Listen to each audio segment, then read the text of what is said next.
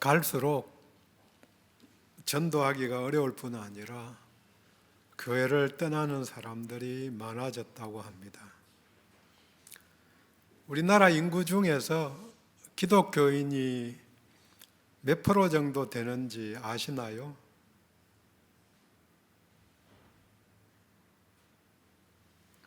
단순히 20%좀 되지 않나 그렇게 생각하는 분들이 교회 오래 다니신 분들은 많으실 것인데요. 10년 전의 이야기라고 말합니다. 그러니까 우리나라 인구 중에서 기독교인 비율이 가장 높았던 때가 2012년 그때 23% 정도 되었다고. 그래서 그때 인구로 1146만 명, 5천만 명 남짓해서.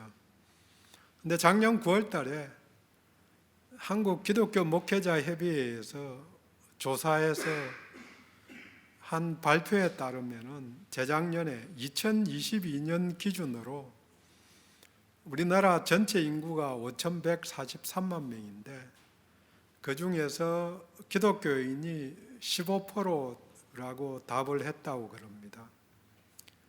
그러니까 15%니까 숫자로는 771만 명.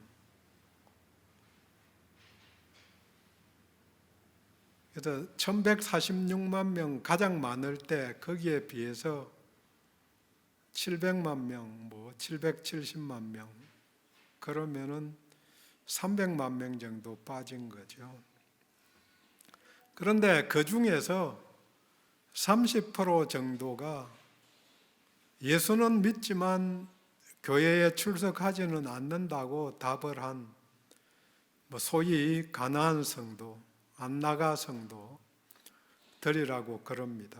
그러니까 그 30% 빼면은 226만 명이 빠져서 교회에 출석하는 출석교인은 545만 명 정도. 그러면은 전체 인구 중에서 11% 정도 되는 겁니다. 그래서 교회 출석은 11% 정도 하고 예수 믿는다고 한 사람은 15% 정도 된다고 그러는 거죠. 그런데 물론 불교인들도 천주교인들도 줄어서 무종교인이, 그러니까 2012년도에 종교가 없다고 말하는 사람이 45%였는데 2022년 재작년에 조사에서는 63%로 늘어서, 그러니까 한 20% 정도가 종교가 없다고 그렇게 답을 했다는 거죠. 그래서 그 분석이 한국 사회가 탈종교화가 급격하게 이루어지고 있다 그렇게 표현을 합니다. 그런 이유가 다원화된 상황, 탈종교적인 그런 상황 속에서 기독교인의 정체성을 유지하고 또 자기 자리를 지키는 문제가 간단하지 않다고들 이야기합니다. 이 사람들이 왜 교회를 떠났는가? 그 이유를 몇 가지 드는데요. 가장 큰 문제가 사회적으로 종교 없이도 살만하게 그렇게 자기 마음대로 살아도 잘 살 그런 상황이 되었다. 탈종교화가 된 생활 양식으로 그렇게 다 변화되었고, 그 다음 교회에서 지도자들이 자기들 기준으로 보니까 부족한 게 너무 많다. 물론 잘못한 것도 있지만 그것보다는 전반적으로 지식 수준이 높아져서 부족한 게 많다고 생각하는 사람들이 많이 늘었다는 거죠. 그 다음에 성도들이 사랑을 입에 달고는 다니지만 굉장히 사람들을 판단하고 또 위선적이어서 떠났다. 그렇게 답을 하는 사람들이 많았다고 합니다. 미래학자인 최윤식 박사는 좀 더 비관적인 이야기를 합니다. 2050년이 되면은 한국은 무신론과 이단의 나라가 될 것이다. 무신론자들이, 안 믿는 사람들이 훨씬 더, 지금 벌써 63%인데 어떤 종교라는 측면에서도, 그런데 더 많아지고 이단은 더 늘어날 거다. 그렇지만 이런 상황 속에서도 교회들이, 소멸하는 교회가 있다. 그렇지만 재부흥하는 교회도 있고 새로 생겨나는 교회들도 있을 것이라고 말합니다. 그러면서 그분의 이야기는 재부흥하는, 다시 부흥하는 교회는 회개하고 첫사랑으로 돌아가는 교회라고, 그런 당연한 이야기들을 합니다. 이런 위기 상황 속에서 성도들은 교회 내에서의 처신뿐 아니라 세상에서의 처신도 잘 해야 될 줄 압니다. 반복적으로 이야기 드리는 것이지만 세상 사람들은 나를 보고 또 우리들을 보고 교회를 평가하고 예수 그리스도를 판단하기 때문입니다. 모든 성도들이 세상에서 빛과 소금의 역할을 잘 감당하면 기독교에 대한 인식이 변화되고 또 그것이 쌓여서 믿음을 버리는 사람들이 줄어들고 또 새로 믿는 사람들이 늘어날 것입니다. 지도자들의 처신도 문제지만 포괄적으로는 모든 성도들의 문제이기도 합니다. 그리스도 안에서 자유를 얻었지만 각자의 처신을 마음대로 자유롭게 행하는 것이 가능하지 않을 수 있다는 것을 기억해야 합니다. 왜냐하면 혼자가 아니기 때문에, 내가 우리 교회를 대표하고 내가 그리스도 예수를 대표하는 사람이기 때문입니다.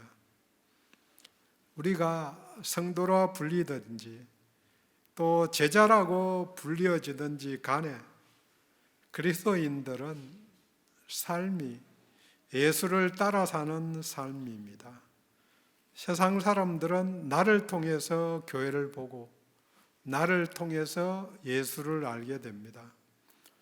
그러니까 사도 바울이 오늘 본문과 같이 예수님이 가신 길을 따라서 자기 권리를 포기하고 살았듯이 나도 내 권리만을 주장하고 내 마음대로 살 수 없다는 것입니다. 오늘은 함께 권리와 의무 그리고 믿음으로 자유롭게 된 자의 적절한 처신이라는 면에서 본문을 나누어 보도록 하겠습니다. 본문 바로 앞부분은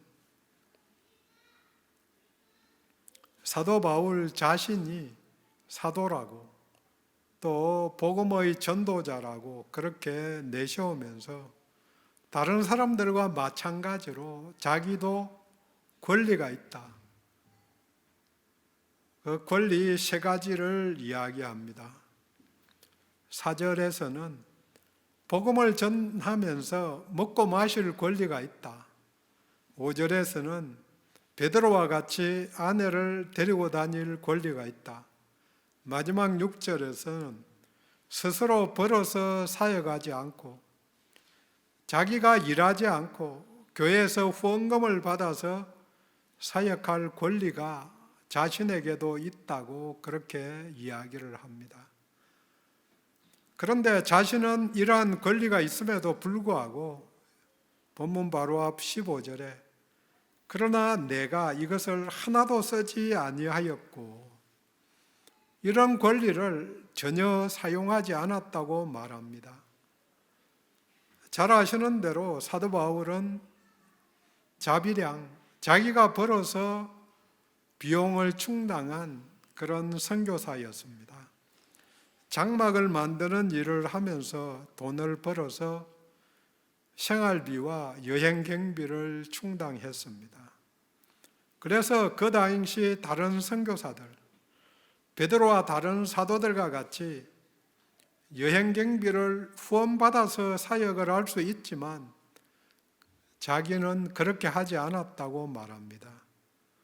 내게 그런 권리가 당연히 있지만 내 권리를 포기했다. 그렇게 말합니다.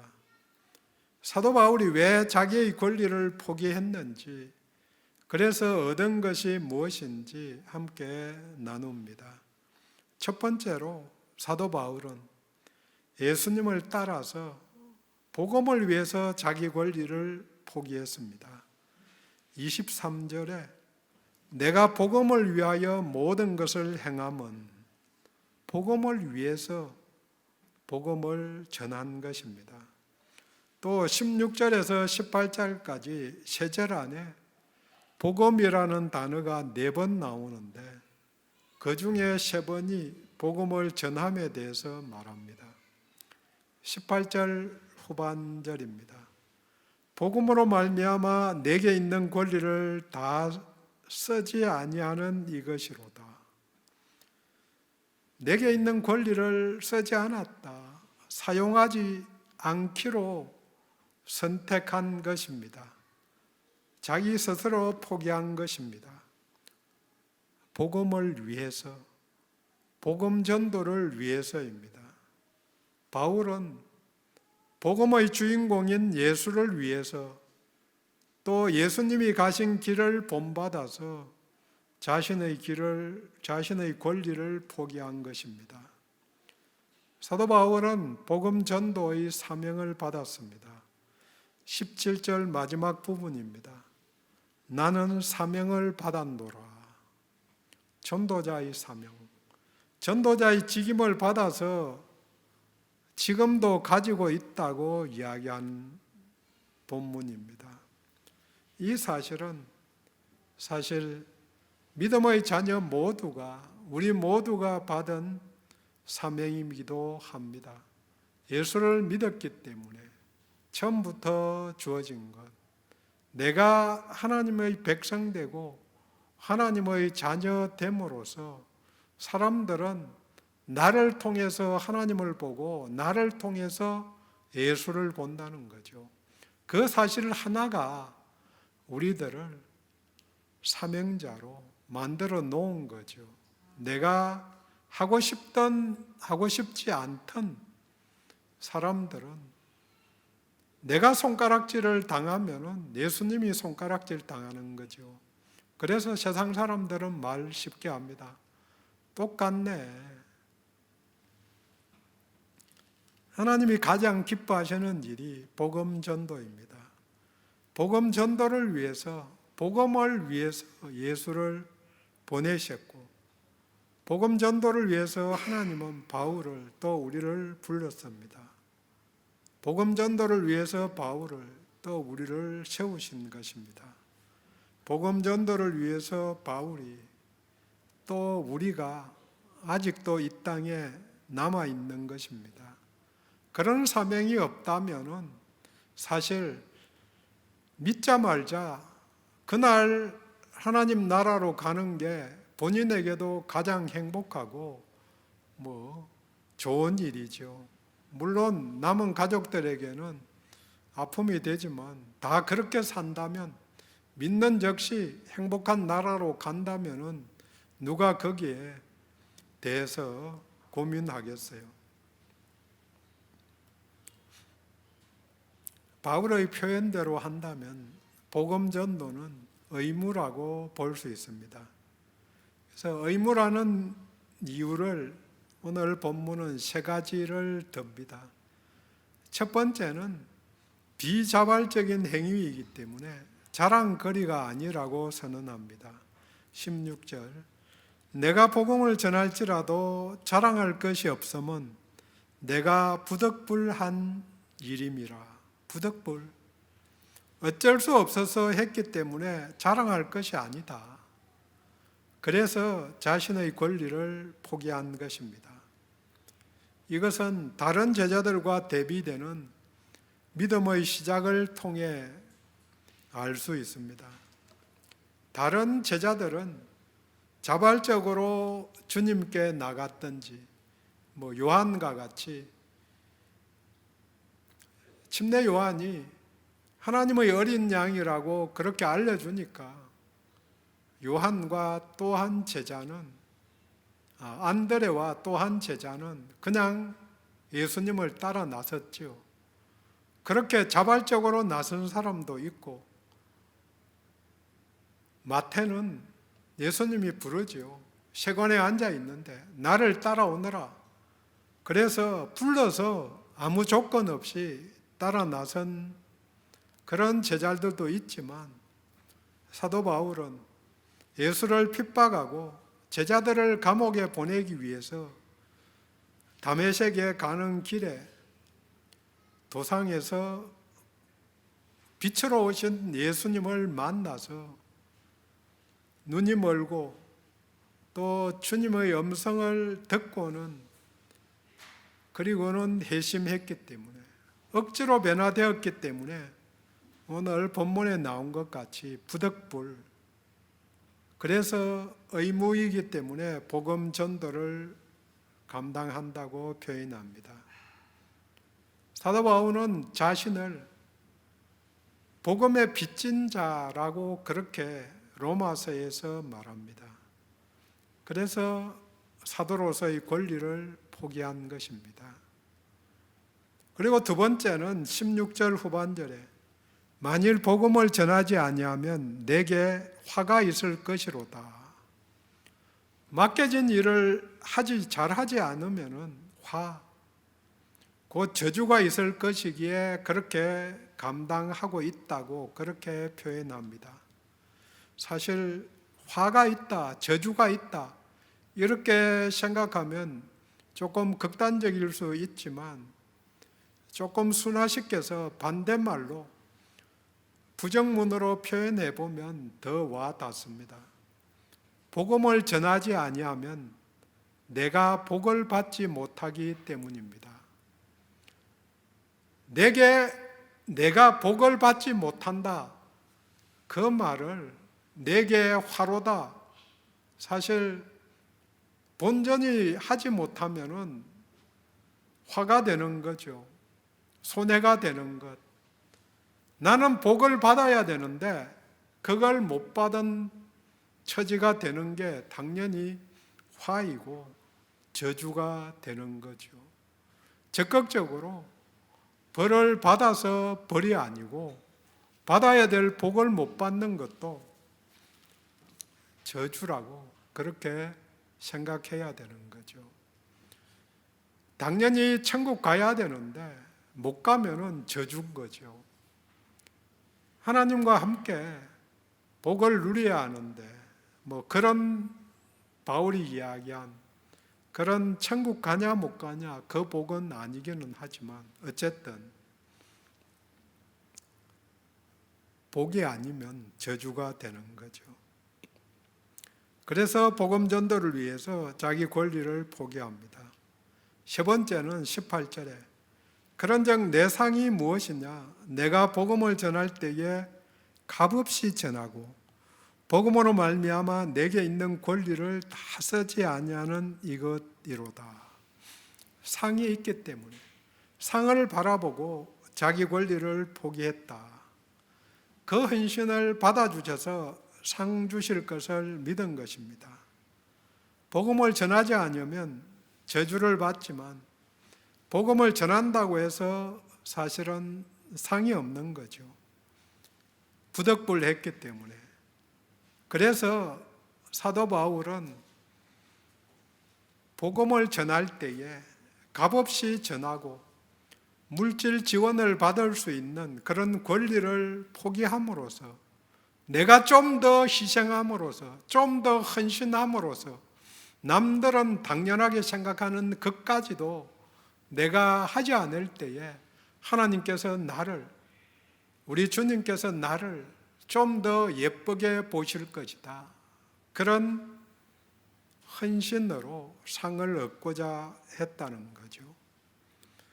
자발적으로 복음을 전하는 자가 더 복된 자입니다. 여기에 참여하는 모두가 되기를 원합니다. 두 번째로 사도 바울은 예수님을 따라서 의무 수행을 위해서 자기 권리, 곧 믿음으로 얻은 자유를 포기했습니다.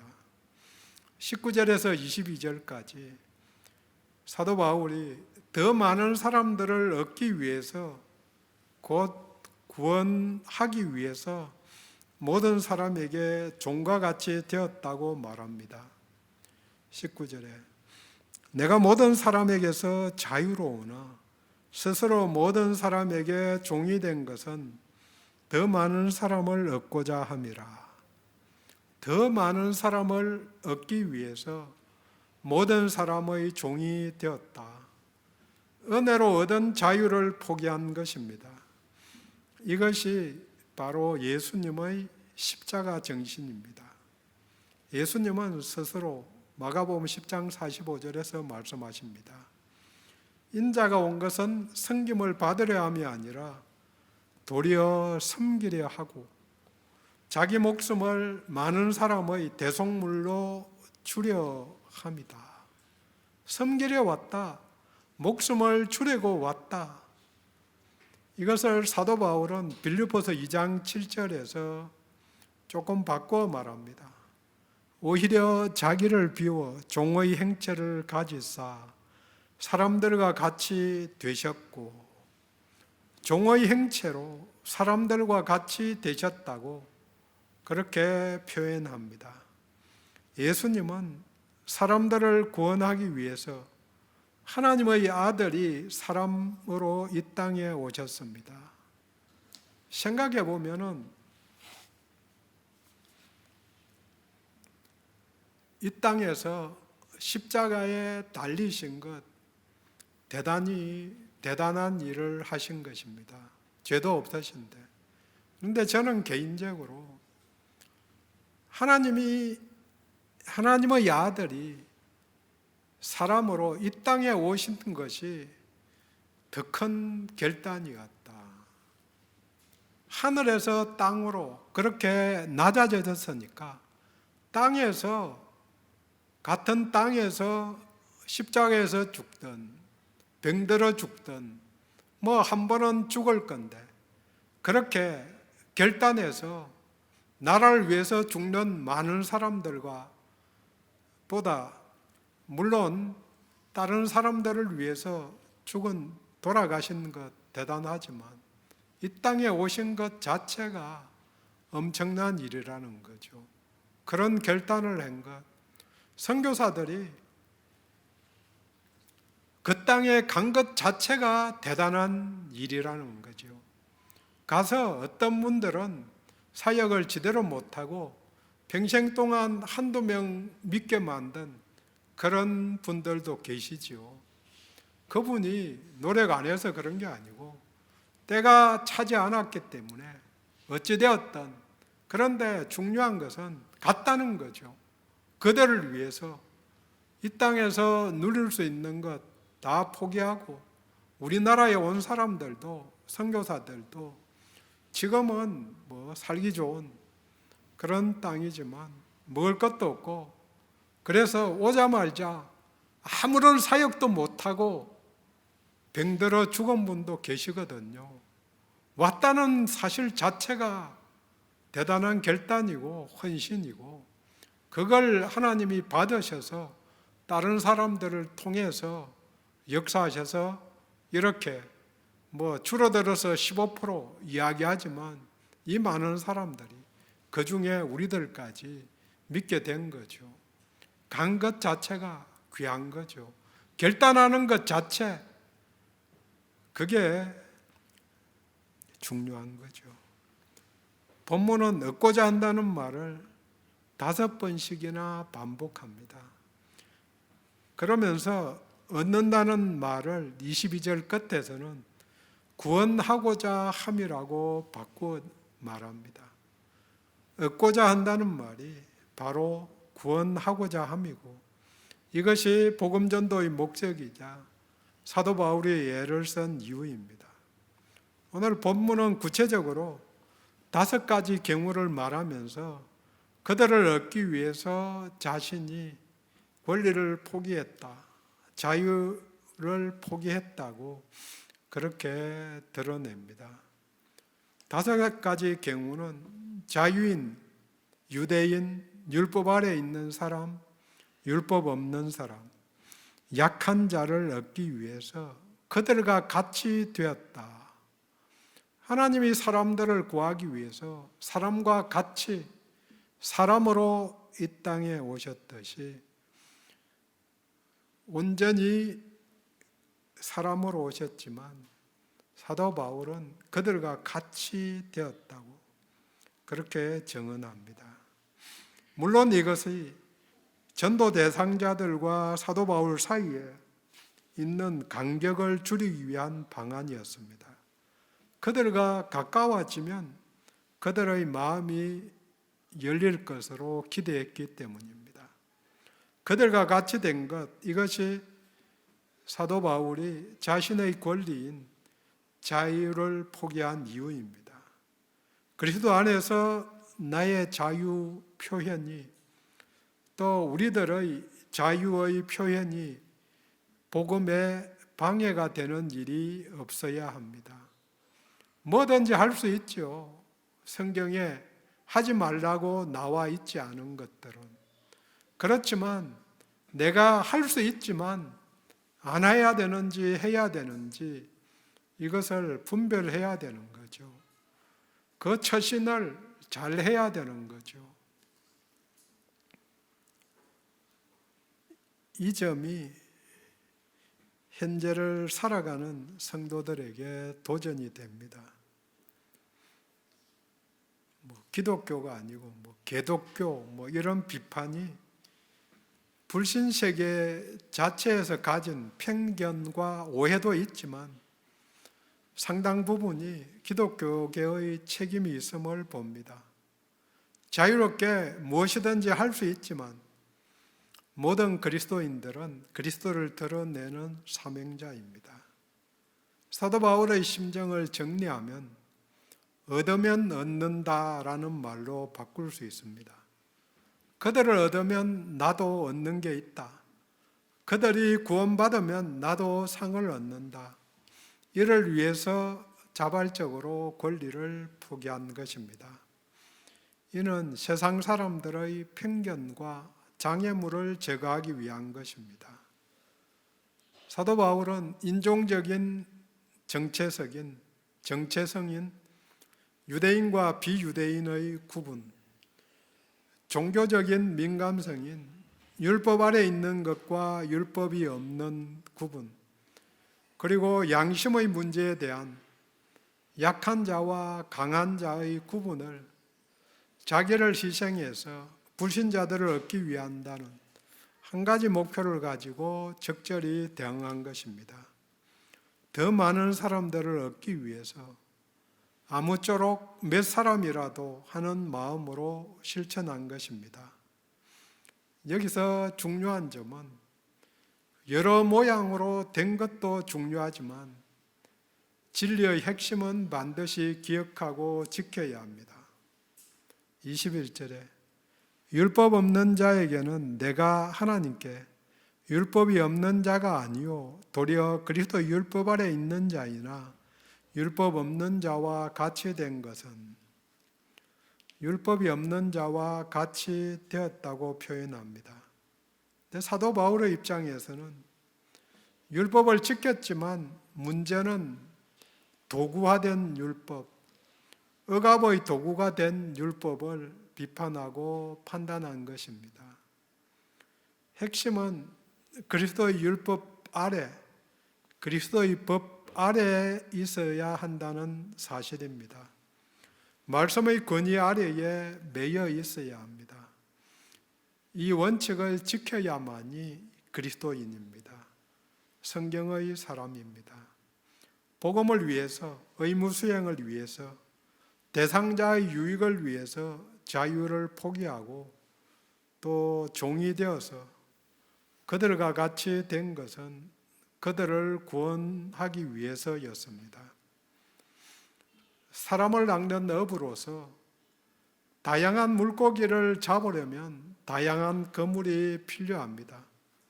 물고기의 종류와 활동 방식에 맞게 그물을 쳐야 합니다. 그런 면에서 맞추어 주는 것, 이걸 선교적인 용어로는 상황화 그렇게 표현하는데요. 선교지뿐 아니라 일상에서도 맞추어 주는 것이 필요합니다.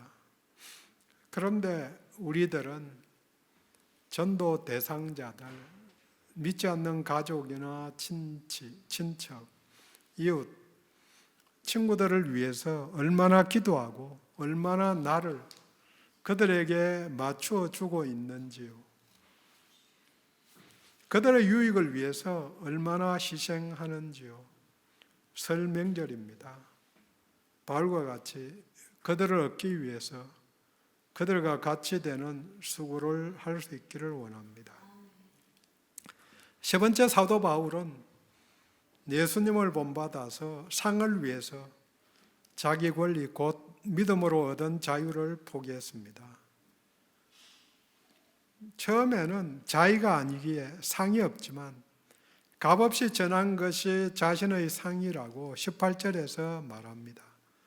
권리를 사용하지 않고 전한 것, 사명을 주셨으니 그리고 복음 전도 자체가 기쁨이고 감사인 것입니다. 23절이 마무리입니다. 내가 복음을 위하여 모든 것을 행함은 복음에 참여하고자 합니다. 복음에 참여한다는 그 말은 복음에 사로잡혔다는 의미입니다. 복음이 주체이고 사도 바울은 또 전도자들은 객체입니다. 사람이 복음을 마음대로 하는 게 아니고 이미 주어진 하나님의 복음이 전도자도 듣는 사람도 변화시키는 것입니다. 사람들의 착각은 복음을 가진 자신이, 전하는 자신이 핵심이라고 생각하는 것입니다. 하지만 전도자가 중요하지만 핵심은 아니고 복음, 하나님의 복음, 하나님의 말씀이 핵심이고 말씀이 생명력이 있고 능력이 있습니다. 환경을 또 그 사람을 하나님이 사용하셔서 역사하시는 것입니다. 히브리서 4장 12절에 하나님의 말씀은 살았고 운동력이 있어 좌우에 날선 어떤 검보다 예리하여 말씀에 예수 그리스도 안에 그분의 복음에 생명이 있습니다. 그리고 능력이 있습니다. 변화의 동인이 예수 그리스도입니다. 복음 전도자가 받는 상은 그 복음에 참여함이고 참여가 곧 복입니다. 복된 소식에 편성해서 다니면은 복이 따라다니게 됩니다. 능력이 복음에 있습니다. 생명력이 복음에 있습니다. 반복하지만 복음에 참여함이 복입니다. 잃어버린 영혼들이 바울 자신의 권리보다 더 중요하게 생각했기에 그들을 얻기 위해서 권리 포기를 선언한 것입니다. 바울에게 있어서 모든 만남, 모든 개인적인 습관들이 복음에 사로잡힌 다음부터는 그리스도 예수의 통제하에 놓이게 되었습니다. 복음이 그의 삶을 지배했기 때문입니다. 복음이 기쁜 소식입니다. 복음을 듣고 있는 자는 복된 자입니다. 복음을 위해서 모든 것을 행하는 사람은 복음에 사로잡힌 자이고 받은 은혜를 전달하는 자입니다. 정리합니다. 믿는 자는 추종자입니다. 믿는 자로서 우리 삶의 지표는 예수 그리스도를 따라서입니다. 복음 전도자로 사명을 받은 바울은 복음 전도에 올인해서 자신의 삶을 불살랐습니다. 그 배경으로는 자신의 권리 포기가 있습니다. 이 길은 우리 주님이 먼저 가신 길, 십자가의 길이고 이 길을 바울이 따라서 걸어간 것입니다. 사도 바울은 예수를 따라서 복음을 위해서 자기 권리를 포기했습니다. 사도 바울은 예수님을 따라서 의무 수행을 위해 자기 권리, 곧 믿음으로 얻은 자유를 대상자의 유익을 위해서, 대상자를 얻기 위해서 포기했습니다. 마지막으로 사도 바울은 예수를 본받아 상을 위해서 자기 권리, 곧 믿음으로 얻은 자유를 포기했습니다. 상이라면 대단한 것 같지만 바울이 원하는 상은 복음에 참여하는 일입니다. 우리들을 제자로, 사명자로 불러주신 은혜가 크기에 그 일을 맡겨주신 것이 상이고 그 일을 감당하기 위해서 하는 헌신이자 주님이 지라고 하신 자기 십자가가 자기의 권리 포기입니다. 일상에서 주변 사람들의 구원을 위해 내 권리를 포기하는 모두가 되기를 원합니다. 기도합니다.